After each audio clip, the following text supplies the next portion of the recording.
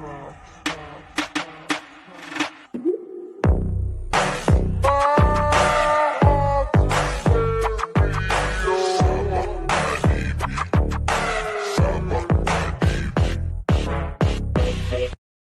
everybody, welcome to Politech, the show where policy meets technology and conversations move beyond just the hype. I am Dale Gibler, your host, and I have with me Matthew Newman, our co-host. And today we're joined by one of Florida's most recognized and passionate public servants, Representative Anna Eskamani. Welcome to the show. Thanks so much for having me. No worries. I know that you're a very busy person, and we wanted to get you on because I know there's a lot of things going on in Florida right now that we kind of wanted to discuss with you. I want to kind of get a little bit of your background first about why you got into politics, right? Because we all get into service-oriented like this to help out our communities, but what drove you to sort of get into this? For sure. I mean, again, thanks so much for the invitation. I'm born and raised in Orlando as a daughter of working class immigrants, and my parents sacrificed a lot for their children to have an opportunity at achieving their wildest dreams. And like so many immigrant families, there were a lot of barriers to be able to fulfill those aspirations. And my parents worked multiple jobs to make ends meet, and despite all of their hard work and labor, still never got a fair shot in achieving economic prosperity. And as a kid, you don't really understand why, but then as you get older, you better understand how broken a lot of our systems are and how intentionally broken they are to make it harder for families to have that sense of long-term independence and security. Of course, like so many families, there's a lot of triumphs and tragedies. And in my case, my mom was diagnosed with colon cancer when I was about 9 years old, and she passed away when I was 13. And so she's a motivator for me and my commitment to service, because she was one of the most selfless people that you would ever meet. And I was her caregiver during that time. And to lose your mom at such a young age, it's a grief that stays with you for life. Yeah. But it also is a source of energy to say, well, how am I going to honor her life? How am I going to model the life that she should have had? And so I embrace that empath that she is, that selflessness, and I'm very committed to uplifting families like mine. And so when I eventually got to college, I had the benefit of a really amazing government teacher in high school, Mr. Norris, who inspired me to want to be more civically engaged. And so when I got to college, I just started volunteering with different campus organizations. Eventually became a political science major, got really involved in issues that impact women and girls, and reproductive freedom became part of my origin story.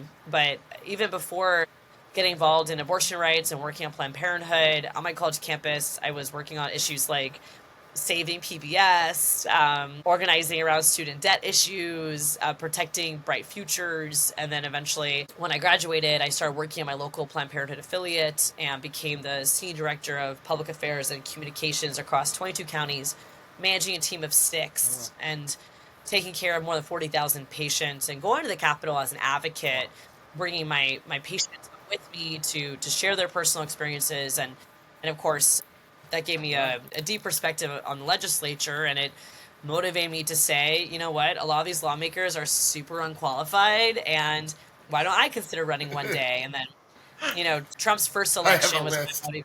It's so true, because I've been involved with politics, and when I interview people, there's a realization that, they're just not qualified to do the job as we know these days, right? Sorry, I didn't mean to interrupt you on that. No, you're good. I mean, the bar has been lowered dramatically. And so, but I mean, arguably, I think the bar started in the legislature. I mean, you just have a lot of folks who are there because their dads were politicians, because they just have lots of money. It's not really a merit-based experience. And so when that Trump seems to be a lot of Florida's issues, actually. Right. Well, that's the irony, is you have politicians who preach about merit, but none of them practice that. It's old crony capitalism. It's giving contracts to their friends and so forth. But yeah, I mean, ultimately, Trump's first election was a catalyst for me to say, you know what, the Democratic Party is also flailing. Like, the people are disenchanted by the Democratic Party. Why is that? How can we change that? And I decided to do my part to fix it from the inside. And that led me to run for office, flip my seat from red to blue. And I've been elected now for almost 8 years, have won 4 back-to-back elections. It doesn't get any easier. Doesn't get any easier, but the work continues to be very important to me. Yeah. What would you tell, I mean, because I feel that there needs to be an influx of really fresh, motivated, heartfelt individuals in office that are thinking of their constituents and the people first before anything else that exists. What would be your suggestion for people who are thinking of getting into politics? And I'd like to see a lot of the younger generation start moving into those. Yeah, I mean, I think the challenge we have with getting more folks engaged with politics is that a lot of folks are apathetic and have disconnected because they feel like it is so broken. Which I really can't shame someone for feeling that way, because that's how they want you to feel. But I think it's really important for those of us, especially those of us who are younger and in public office, to really be that source of motivation, inspiration for young folks to get plugged in and to realize that the system isn't going to work if you choose not to participate. But if each one of us participated and influenced the outcome, it would be very, very different. And so the first step really is to understand how these systems work and don't work. You know, there's a lot of great energy on the internet, but what I have found is that a lot of folks don't understand the fundamentals of government in the context of the jurisdictions. I can't tell you how many folks will tag me or reach out to me about a federal issue and not realizing that I'm a state representative and that, you know, my jurisdiction is more state oriented. Yeah. A lot of folks don't even know they have a state representative. I actually was speaking to a constituent, and this was actually an elder. So she's lived in Florida, you know, most of her life. And I asked her who her state representative was, and she said District 10.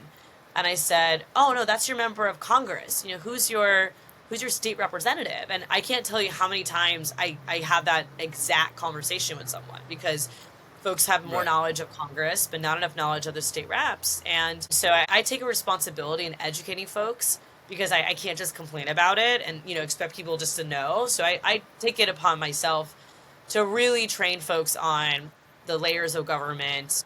Who is your rep? How does a bill become a law in the legislature? How do you get plugged into this local government? Because ultimately that's the government closest to the people. It's one that impacts your life more than anyone else. And I want to make sure folks understand that.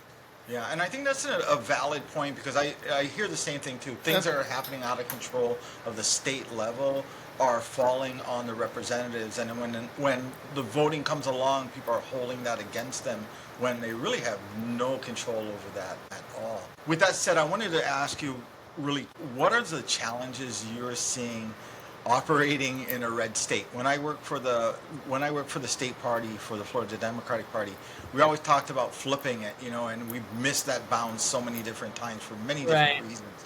But how do you find it, not only like running for office with this battle, right? But also after it's done, how are you working with those that are on the opposite side without clashing as we see today, and actually getting things done? Yeah. I mean, the clashing is never if going to stop. I'd like to add. Yeah. Sorry. I would like to add a little bit to his question, if you will. You know, Florida, as we know, is very, very red state. And it's run by by DeSantis, who is incredibly, he is the next version of MAGA, apparently. And you have a reputation of working across the aisle, but how do you foster that? How do you make that actually something that's real? Not just one person, but it needs to, I mean, we elect people to make a deal. That's your job, is to go and make a deal, so we don't have to. How do you make that a more regular thing in office? So a few thoughts, right? I mean, one is that you need to be able to build bridges when you can, but also hold people and corporations accountable when you must. So you really have to do both, which is a challenge, but I think it really just comes down to mutual respect. What I had taken a lot of pride in is treating others with respect, even if I disagree vehemently with you. It's about engaging in the power of debate. It's believing that people can change and evolve over time if you give them the space to evolve. And really also not taking things too personal. Like, I mean, I just got an email from someone upset about someone that I endorsed, right? Because we have very competitive city elections coming up, and folks are picking their side. So somebody sent me an email.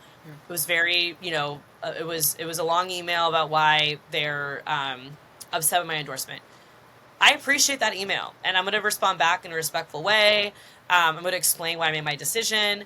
And that's all I can do, right? I can't get mad. I can't get Right. flustered by it. I can't Yeah. get anxious about it. I just have to respond in a mature and adult way.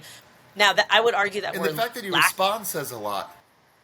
Well, yeah, that too. You have to respond, right? And I do think that we're lacking that type of They politics right don't. now.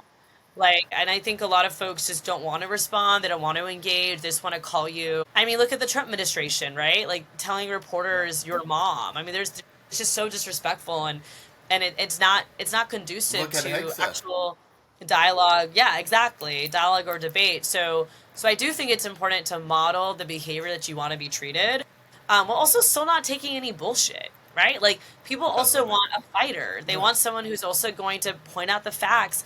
But one of my skill sets is being able to fight a policy bill while still leading in a respectful way and making my points clear. But I don't have to use hyperboles. I don't have to use insults. I don't have to use language that's derogatory to get my point across. Though, I mean, I Right. can still swear like a sailor when I want to.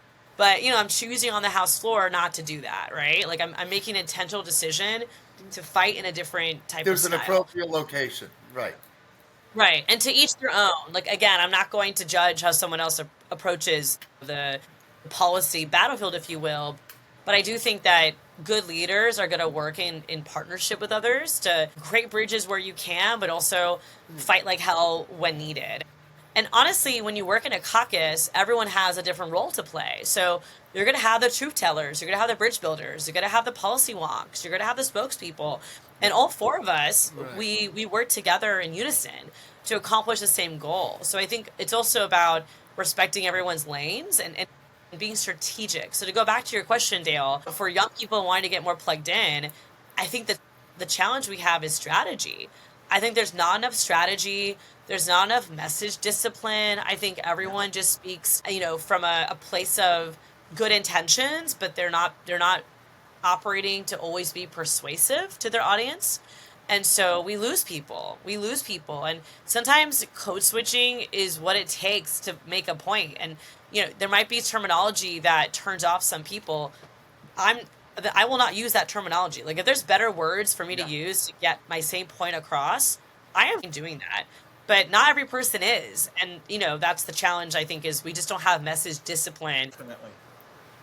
I don't know if you know how much I was pushing to get you on here, is because I followed you actually from 2018.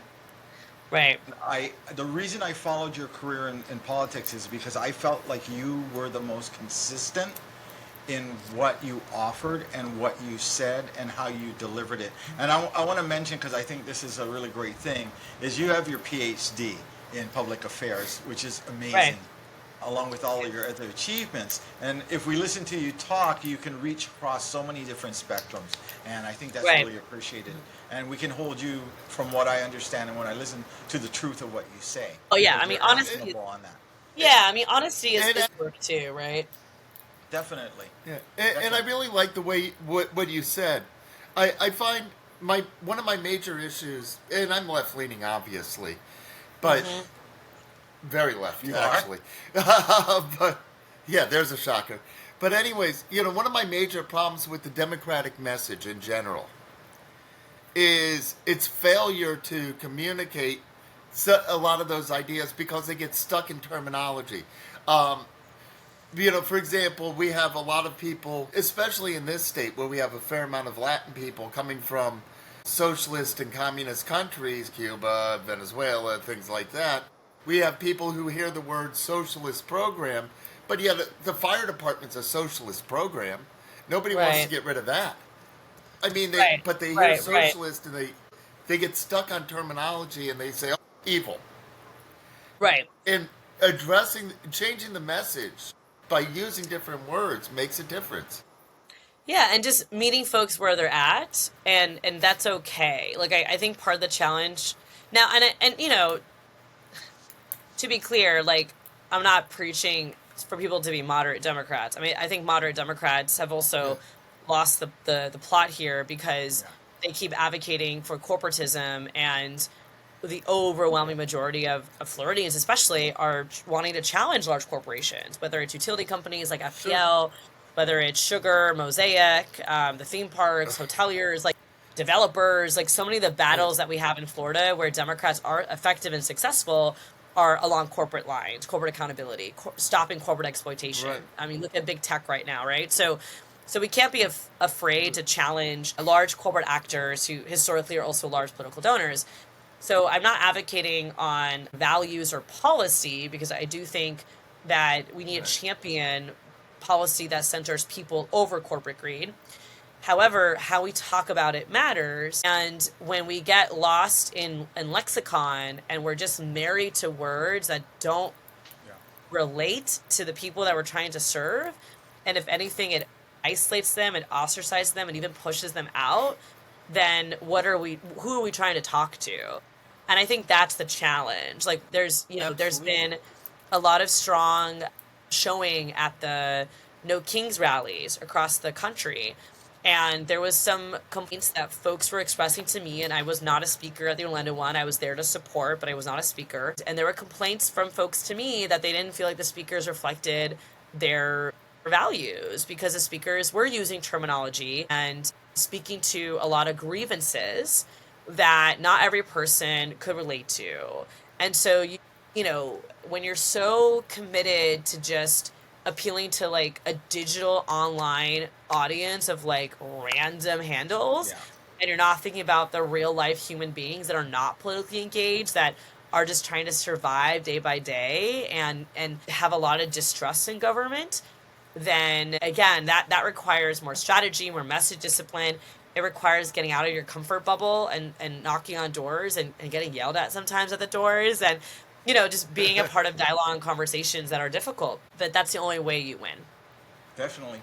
I want to, before we actually end, because I know you're very busy, one of them is immigration, and I know you've been extremely active in Florida as a champion for that. But one of the things I want to touch on that you've talked about a few times, or not a few, a lot of times, is alligator Alcatraz. And I know you've already given updates on what the conditions were and so forth. So I'd like you to provide for us, is from that point on, like, what's the update on it? Like, what's happening there? Yeah. What's your actions to kind of combat it? Yeah. And I appreciate what you've done so far there. And I'm sure Thank everybody you. else does. Thank you. Yeah, I mean, we'll start from the top, right? I mean, the second that this facility was announced, myself and 4 other state legislative Democrats went down to the Everglades to demand access to this facility as they were bringing detainees there. And of course, we were met with rejection, opposition, pushback. We have since sued the state of Florida for access to these facilities as state representatives, and we are in the middle of that litigation right now. But fast forward, the following week, members of Congress were going to make a surprise visit themselves. And because the state got word of that, the state created their own curated, sanitized tour of the facility.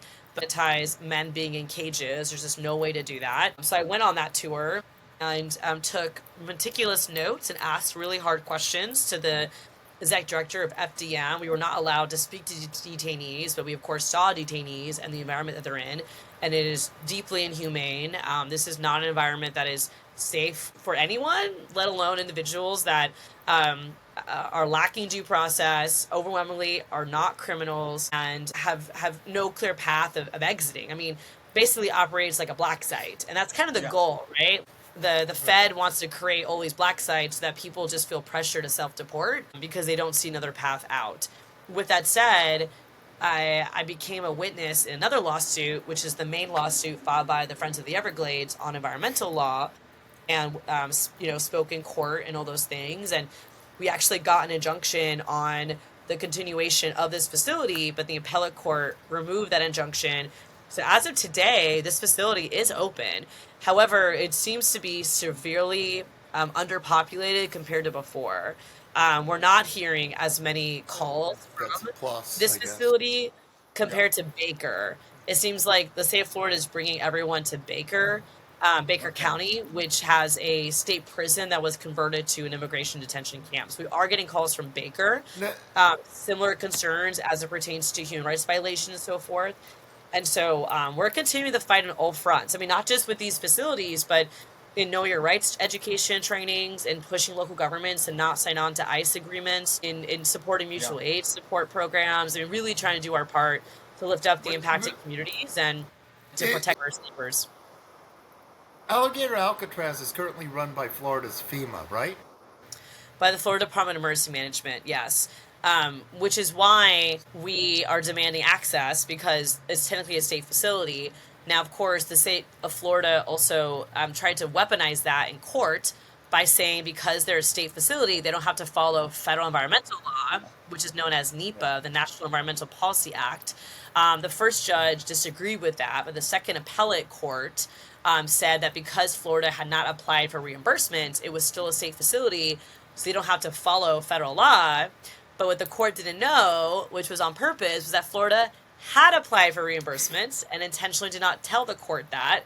So another lawsuit has been filed on that point. So there's about Is Florida going to get any active reimbursements? the federal government has provided reimbursements. Yes. Yeah. They have. So Okay. yes, they have. I mean, they've given ICE everything they want, right? Like the sign-on bonuses. I mean, they've just Right. It's just amazing the the salary effort thing. they're putting. Yeah, I mean, the federal government is spending more money on immigration enforcement, like billions of dollars more than they are on workers' rights, like enforcing worker protections. Right. Like it's a very gross contrast. And it's God amazing forbid we're you in a need health care, shutdown, but well, they'll throw you out of the country and give you money to Right. go. Right. I Right. want to just ask you one more question on this, and I want to then jump on to the exciting future that you're going to be having running for mayor, because I think that's going to be such a benefit. But what would you say Thank to you. those out there that are scared to death about ICE and being deported? What would you tell these individuals? So it's okay to be scared because it is a scary environment, but please know that you're not alone, that you have advocacy organizations, you have legal aid groups, and you have lawmakers like me that are fighting every single day to protect our communities and to get ICE out of our neighborhoods and to be there as a resource. But ultimately, unfortunately, right now, the fear is real, and I empathize with it. I don't think it's reasonable to say don't be scared. I mean, we're seeing images of families getting separated, of men being dragged out of courtrooms. I mean, it's just a really unprecedented, unsettling environment. But these images, at the very least, are motivating more people to care about immigration and care about immigrants. And so I do think the public opinion has shifted dramatically in the last 9 months. I mean, a lot of folks that voted for Trump and were his biggest supporters are now regretting it and saying, I wasn't expecting him to go after every immigrant, which is what we said he would do. A lot But of them have course- lost their jobs too. Right, Yeah, right. I mean, terrible. Tara. So the audience kind of knows how far-stretched this immigration is thing. I'm in Hawaii. I live in Hawaii. A few months back, we actually had ICE go to a school and arrest teachers there. Wow. I mean, of course, they released them. So, I mean, we're in the middle of nowhere, and we're affected by this. That's crazy. So I appreciate That's you so so crazy. much for addressing this and being the champion on this and working on it. But I want to talk about your efforts to become mayor of Orlando, because I think it's an exciting thing. You announced it.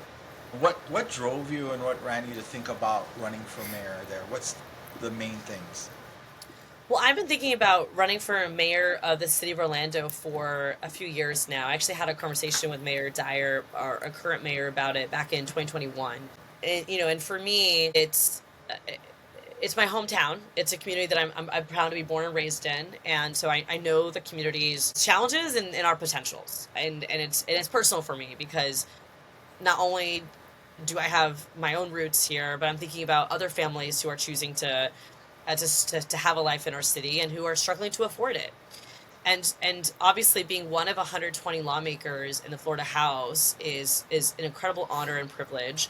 And I've grown and learned so much in that capacity, especially as you mentioned earlier, finding ways to work across the aisle, finding ways to fight for values while still being able to have an effective and strong track record in the legislature and the community. We've learned management skills. We've learned how to solve problems, how to work with agencies, and to build those partnerships to get things done. And in those years, I've continued to realize that local government is what makes the big difference. A lot of folks have wanted me to run for Congress or to run for governor, which I'm so grateful for those that see me in so many capacities. But ultimately, your local government has the most impact compared to any other part of your life. And I look at local governments not just as entities that need to deliver the basics, public safety, fire response, trash pickup, permitting, right?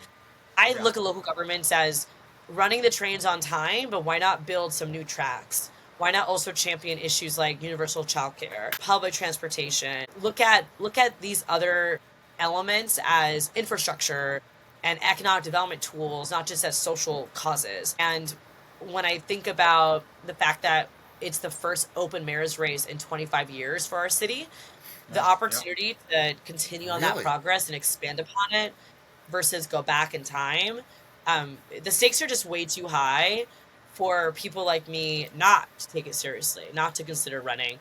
And so we're the first out the gate to announce. We've already knocked on 7,000 doors. We've raised Wow. $750,000 and Wow. counting. We're working very hard to continue to be that top candidate and to lead with our values. Yeah. Well, kudos to your campaign for knocking on those doors. I And think you you'll be too, great. That's awesome. I've worked in campaigns since last. I know what that effort takes. But what I want to ask you is, when you get elected as mayor in the first 100 days, what are the top things you're going to address quickly in the first 100 days? The top issues, without a doubt, is housing affordability, public transportation, and revitalizing downtown Orlando, which intersects with those two issues. If you go to our downtown, it's very sad, it's very dead. Businesses are closing left and right. A lot of folks don't feel safe going downtown. We have some really beautiful and historic venues, but there's no foot traffic to sustain them. And there's been a bit of a tension between City Hall and the businesses downtown.